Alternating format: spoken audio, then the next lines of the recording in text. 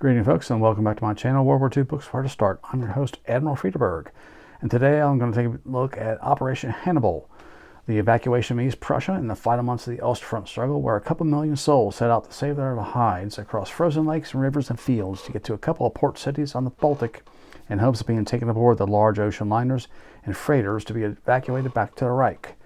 The majority of these people made it, but not all, and for those who didn't, their fates were very often horrific. Along with Hannibal, I'll throw in the case of the Cap Arcona, another star-crossed ocean liner from the strength through joy days of the Reich that was involved in Hannibal, but whose fate lies elsewhere. This is really going to be a tale author-wise of the good, the bad, and I got to say it, the very ugly. So I'm going to start off the top of the mountain with the good, and we'll ski downhill at a very rapid pace, where the ugly awaits us at the bottom. Now, let's hit the books.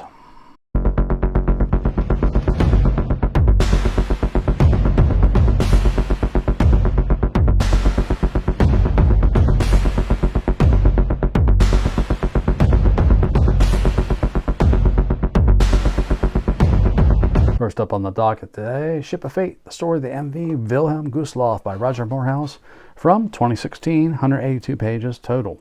I've read one of his other books, which concerns the Molotov-Ribbentrop Pact, and he's well known for his intros to the reprints of the memoirs of all the Inner Circle that published books after the war.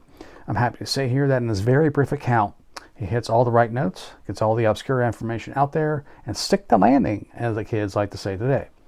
Brisk, economical writing lends this to a 2 or 3 session read, and you're done. Gustloff was one of the strength through joy ships, tipping the scales at a sizable 25,000 GRT with a length of 684 feet, 77-foot beam, and a draft of 21 feet, powered by 4 MAN diesels, producing a modest 9,500 shaft horsepower. Peacetime crew of 417 men, a wartime naval complement of 20 officers, and 145 enlisted men. Armed during the war with a bare-bones AA battery. Aside from the Robert Ley, another dedicated KDF ship, I'm not certain any others were purpose-built.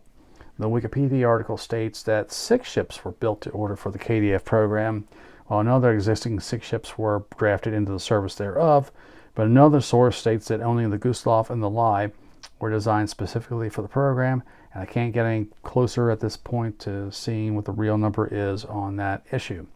She had a few unofficial trips before her real maiden voyage, upon which the Captain Carl Luba had a fatal heart attack.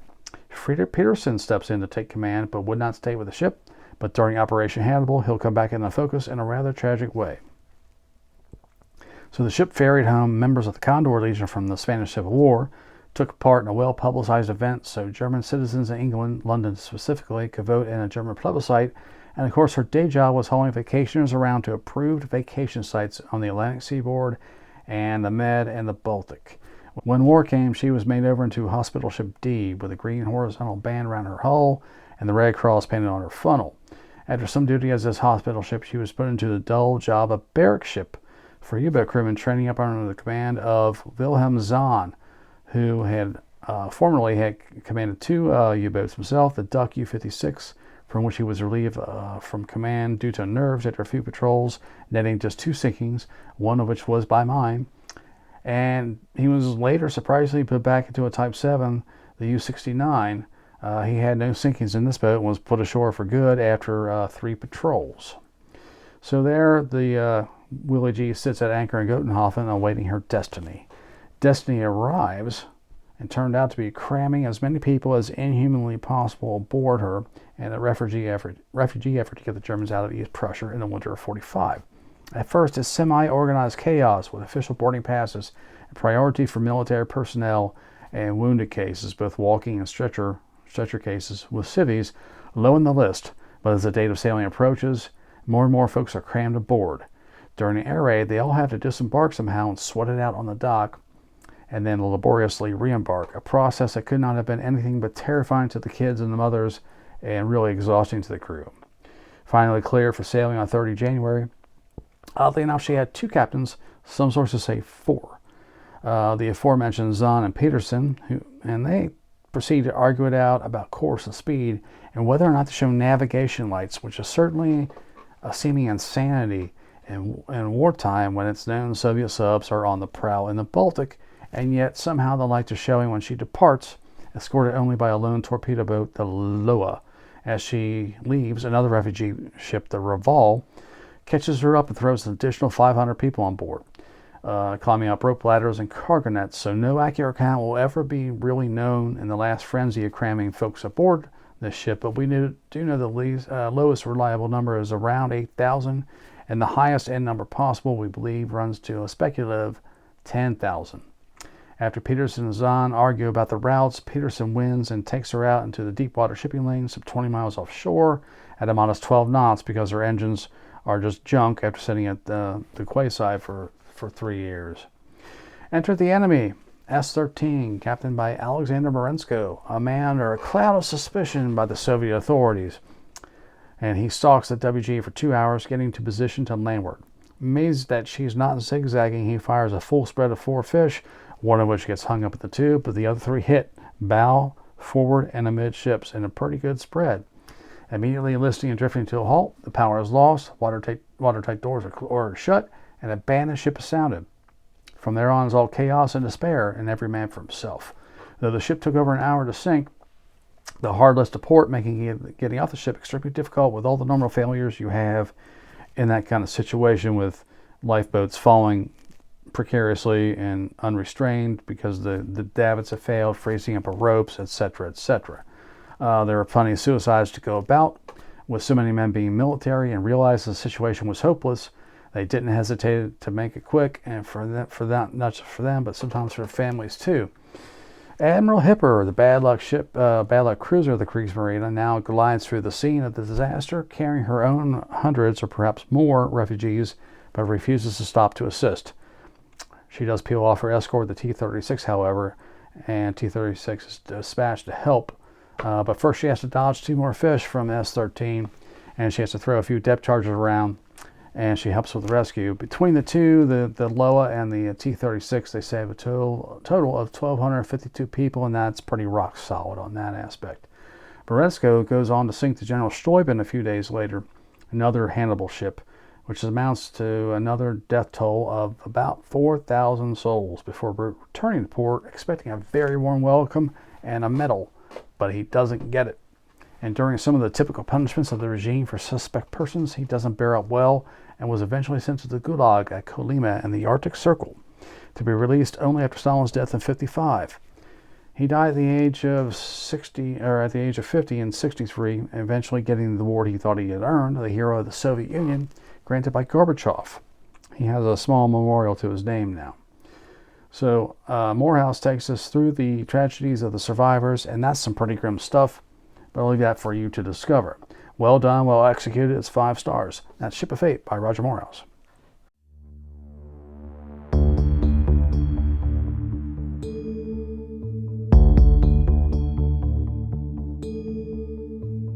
Okay, next up is just a teeny weeny little picture book meant for the YA audience. The Wilhelm Gustloff Story by Michael Capek from 2018. My library system comes through again with a dandy for any young reader out there who stumbles on history as a fascination and wants to learn something more about the events from the Second World War. I gotta say, top marks to the graphic layout of this book. The photos really pop, and they're remarkable, really, in many ways, far superior to some other books in the World War II genre. Its centerfold, or one of its gatefolds, is a graphic illustration of the ship, the location of the torpedo hits, where the swimming pool was, the crew quarters, the sun deck, the bridge, and the dining rooms, etc. Brief chapters outline the background of wartime service of the ship, its crew, and the surviving passengers. It's awesome, and really, you have to applaud what Michael Capek has done here in a very slim volume. It's fantastic.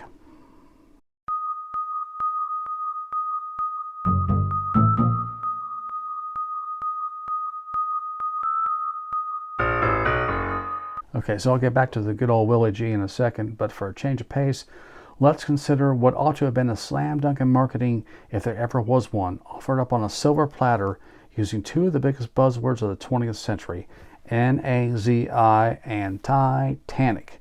Put them together, and what do you get? Well, it ought to be like a peanut butter and jelly sandwich, or mashed potatoes and gravy. But what it ends up being is more like a gas station burrito after midnight. Not what you hope for, but everything else is closed.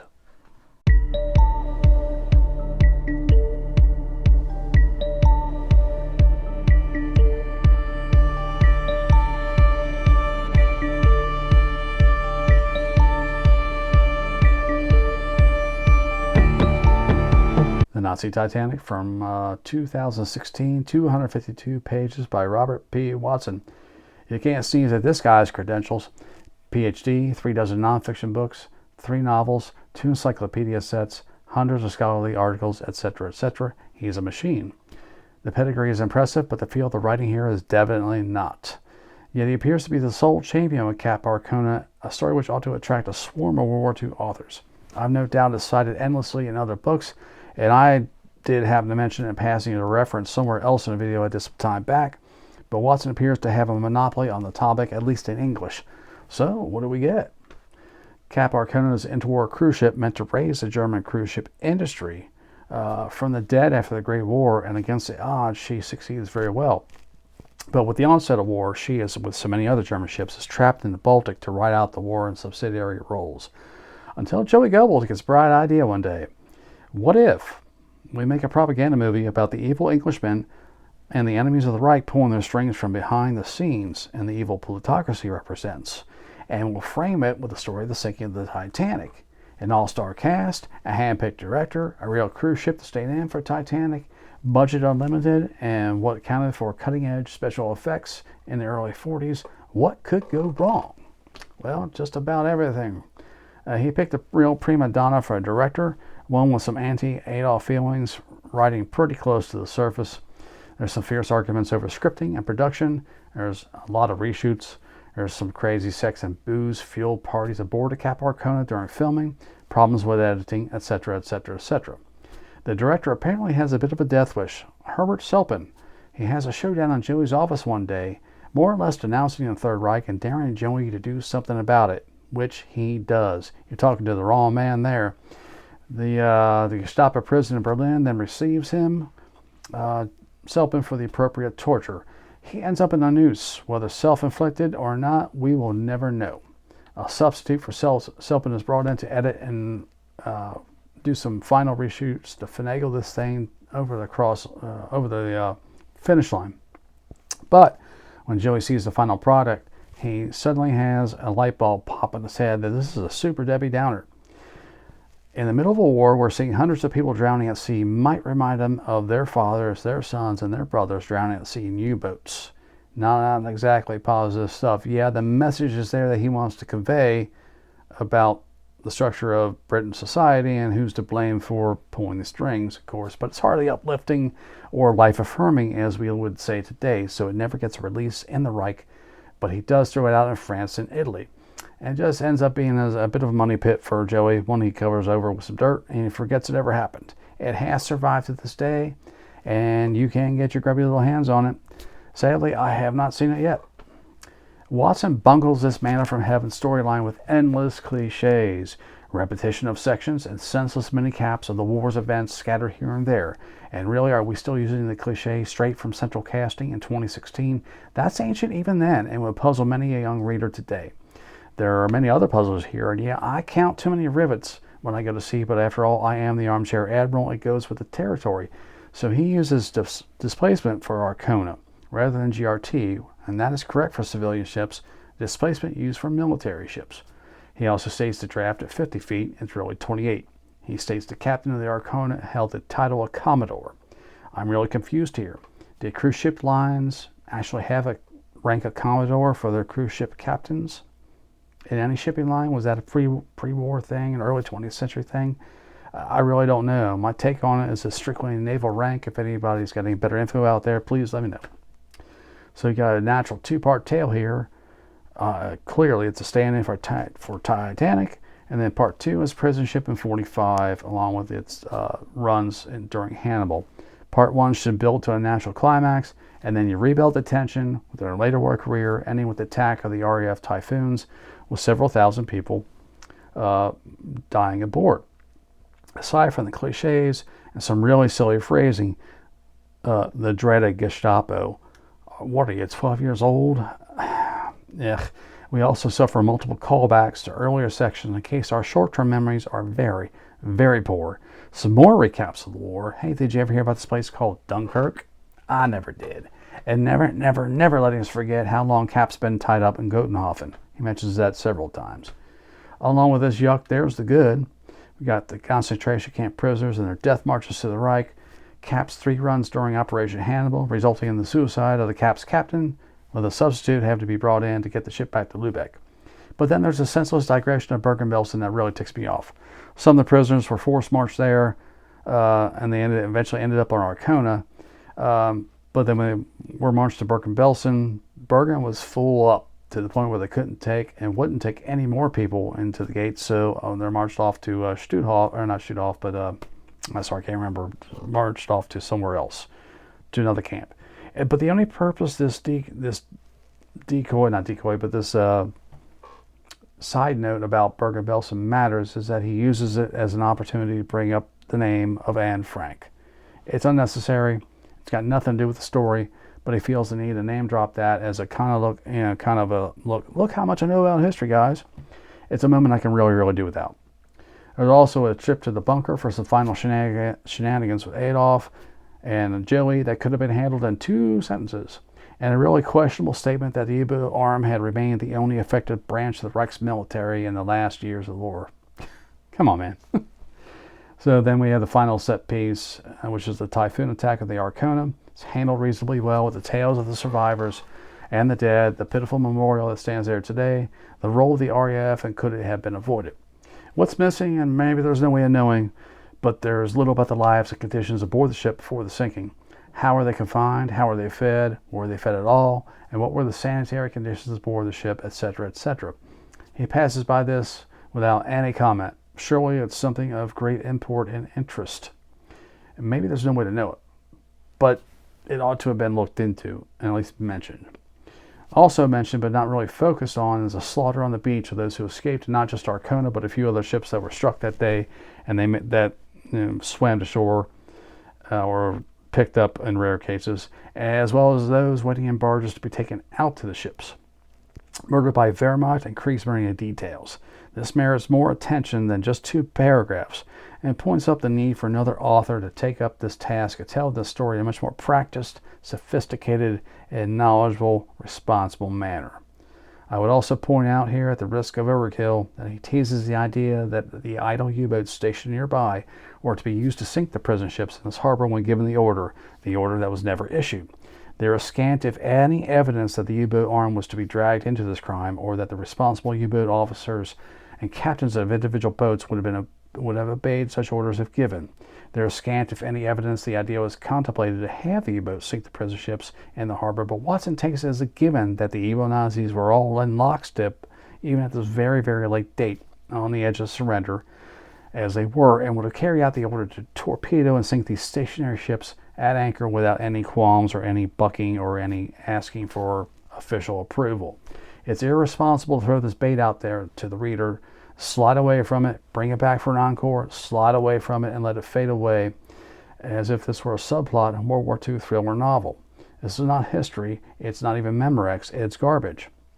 Here yet again, I personally point the finger not just at Watson throwing this garbage out there on a page and hoping it sticks, but that the publishing house had okayed this speculative bit and passed it on without comment or consideration. It begs the question, did anyone with sufficient knowledge of the event in question ever see this manuscript and call bullshit on its most speculative and egregious errors? Did Watson run this by actual historians for a critique before he submitted it for print? I doubt it. It's a grave error, but taking the tone of the writing throughout the book, it's dubious at best whether Watson ever considered the question to be vexing or even a question at all. There were 2 films made about this disaster, the case of the Cap Arkona from 96 and simply Cap Arkona in 82. The first seems to be kind of documentary, and the second I'm not sure at all. I've done some digging, and they look like they're going to be really extremely hard to come by if you can find them at all. Overall, just 2 stars, and only because I have nothing else on this topic, but surely it could be done much better. Deeply disappointing on many levels, but the photo section, I must say, is pretty damn good. And that's The Nazi Titanic by Robert P. Watson.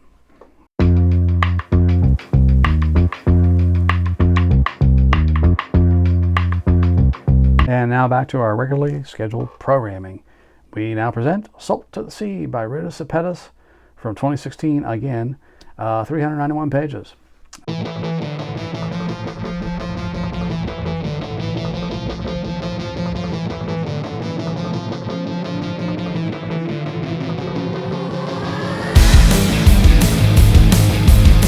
novel here.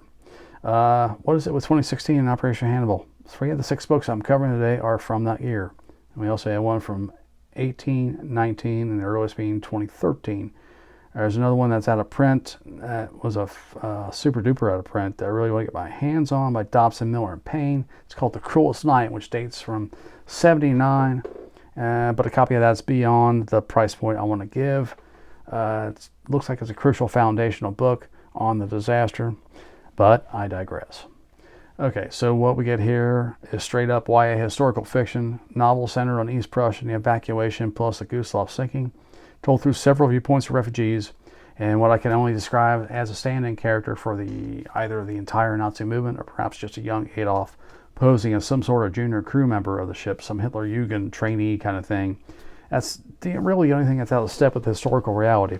If you demand historical accuracy in your novels or movies, there's not much to complain about here. Rita Pettis is not a wide-eyed adventurer looking to cash in with a sensational tragedy story. She knows her stuff, and I mean without flaw or blemish. She knows her stuff, and her info dumps are well crafted. They're seamless. They're completely natural additions to the story. It takes some kind of doing to make something so complex, i.e. that situation in East Prussia winter 45, feel so natural without any raised eyebrows or question marks in the mind of a reader such as myself. She pulls it off admirably. In my view, however, it is of course trapped within the YA format, and that means a cast of almost all teen characters mired in teen puberty angst added to the situation they're in, with artillery barrages and Soviet tanks squealing and clanking around and bearing down on them, starvation rations, and of course they're out there in the cold that could kill you. And you know what that portends, of course, dun dun dun, love must blossom. Give her credit though for addressing rampages of Soviet soldiers, even a bit, skitter scatter kind of from a side angle. There's one teen girl who is unwillingly pregnant, shall we say, with a Soviet child. The romance, the stand-in for Adolf really dragged the story down. I really feel that had she taken this project on as a serious adult historical fiction novel and not just from the YA format with its flippant tones, this might have been a giant of historical fiction. As it stands, I give 3 stars, as much for the knowledge she brings to the tale as for trying to interest young minds in the most tragic war of the 20th century. Salt to the Sea by Rita Pettis.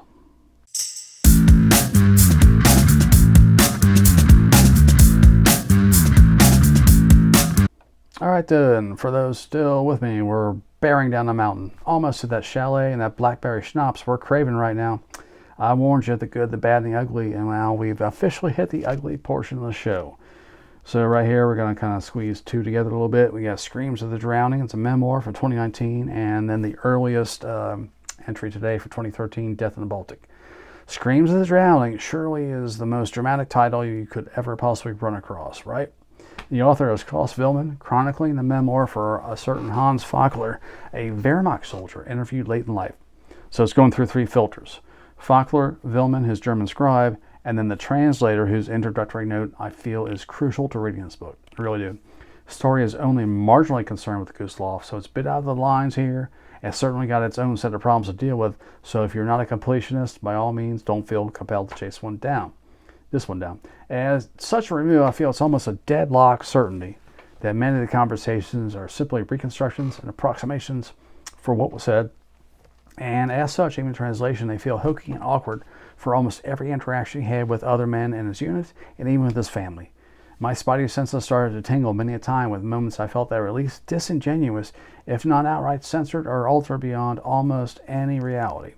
His immediate post-war recounting of how he got home, I feel, was the worst of the lot. It's just really unlikely it went off so smoothly the way he tells it. His connection is to the Gustav is what you're there for, and it's okay. He was a stretcher case brought aboard late and housed in a cabin on the main deck. And he gets thrown aboard a lifeboat, sucked to the skin, barely alive but conscious, and he's able to see the Gustav on her, laying there on her beam ends. The power is flickering back on in her last moments before she sinks by the bow. His rescue and recovery scarcely seem to make a mark on him, though. Hardly seem to impact his mind, his psyche, his emotions. Hardly at all. It's just like it was another day on the job. If this didn't have an introduction by the now ubiquitous Roger Morehouse, and what amounts to an affidavit of authenticity by the translator, I call this a hoax in a hot second. As it stands, it's got some real problems, and I guess it's real, not Memorex, but it certainly leaves a myriad of question marks in my mind. Screams of the drowning, only for the hardcores, got to catch them all out there. Okay, and then we'll end with another letdown as we ditch our skis and enter the lodge with its roaring fire and its smiling staff. We're going to order our schnapps and warm our bones by the fire in a comfy chair as we contemplate Death in the Baltic, the World War II sinking, the Wilhelm Gustloff by Catherine J. Prince from 2013.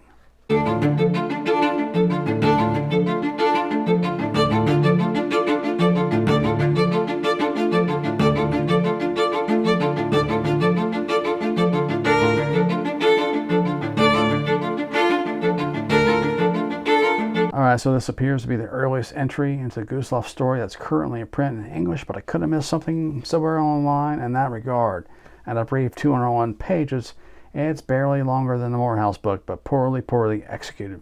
I give her full credit for interviewing the still living at that time survivors, chasing them down sometimes in Europe and across the world to get their stories. Full credit to get first-hand accounts of their lives before the evacuation, as well as the experience of the ship sinking and their post-war fortunes. But these folks are all jumbled together in a parade, and their maiden names are sometimes used in earlier times, and later their married names are given without explanation of who's who and what is what. And while she gets at some tiny little tidbits that are illuminating, like the program to get German kids out of cities to avoid bombing raids, much like Britain's effort, she also fumbles just about every snap she's given. Regarding sources in the life of Marensko, her source citing is erratic. It's off by 30 pages for a Max Hastings reference from Armageddon. And I checked with the hardback edition to make sure my trade paperback didn't have different pagination. It didn't. She also bungles a reference to a very important work, Bloodlands by Timothy Snyder, mistaking a planned number of murders for the actual number of murders carried out. To me, that's an important distinction and tells me you're not taking this stuff seriously and quite willing to play horseshoes and hand grenades with your references and citations. If I'm so uncertain about the ground I stand on that I check every one of your footnotes, you're not a good writer. Sorry, not sorry. Her coverage of Marensko is rather fanciful, shall we say, erring on the side of creative invention at points, I feel. Supposedly ordered to capture an Enigma machine at one point, first by sinking a ship and grabbing it, but later this changes to landing a commando team in Narva Bay in southern Finland. You're left to wonder if she was mistakenly trying to write the teaser for a James Bond film. It makes about 0 sense. In case you wondered, no, Morehouse didn't mention this escapade, and his book came later. Chapter 5 is the worst of the lot, feeling like someone else wrote it entirely, or it's just an extreme rough draft. And that's really the basic issue with this book in its full form. This is a draft, not a full, robust, finished manuscript. Let's not let her off the hook with her issues with geography either. I have no idea what the hell the North Black Sea has to do with a submarine operating in the Baltic, or Marensko early in his career ordered to captain a sub called M96 in the Caspian.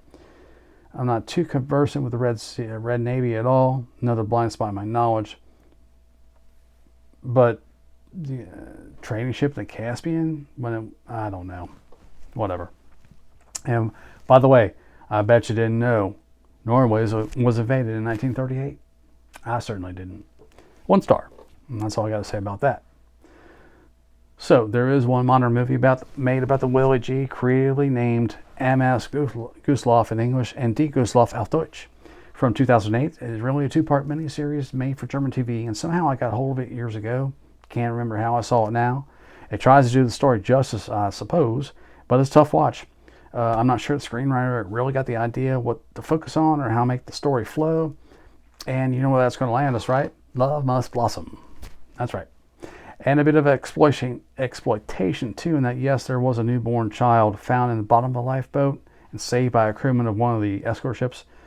But how it's portrayed here is a woman has a child in the lifeboat, and the ship's officer's main character and his sweetheart adopt the child for a happily ever after ending. It's entirely out of step considering that 10,000 people have just died for the sake of our entertainment. It's really tough to justify. Whew. Okay, so that'll wrap it up for today's saga, and a windswept, icy saga it has been. For those that have hung with me till the end, I warned you at the outset what to expect: a swift descent from the summit of excellence to the base camp of yucky. This is Admiral Friedberg. It's just come to my attention that I have been ordered to fulfill the Allied demand for unconditional surrender, and that, of all people, I have to surrender to Monty. If that's not an insult, I don't know what is. And I'm not upbeat about it and not sure what's going on or what's going to happen afterwards. Feeling kind of down, not sure what I'm going to do after the war. Until next time, happy reading.